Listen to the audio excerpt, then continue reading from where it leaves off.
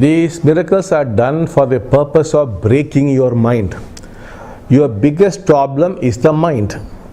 Now the mind is an unchanging donkey. Your problem is you are carrying the donkey on your head. That is your suffering. The donkey's head is on your head. Its legs are on your shoulders. What you must do is you must put the donkey down and ride on the donkey. Instead, the donkey is riding on you.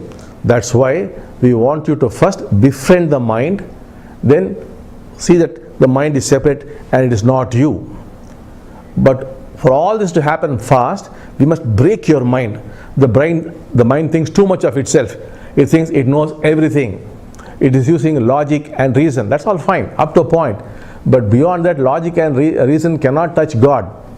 If you must touch God, you must go beyond the mind. As long as you are functioning within the mind, you and God cannot come together. Where the mind ends, God begins. Within the mind, there is no scope for God. The mind is itself anti-God.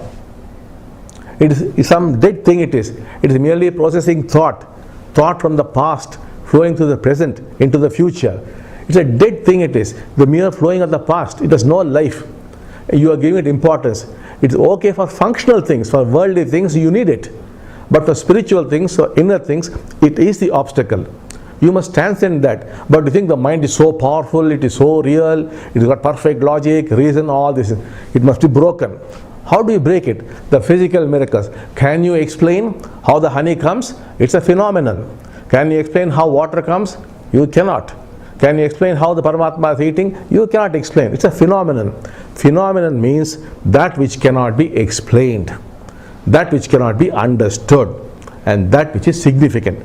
That is the meaning of the word phenomenon. This is a phenomenon. And when something cannot be explained, something cannot be understood, and something significant, it will make your mind go to pieces.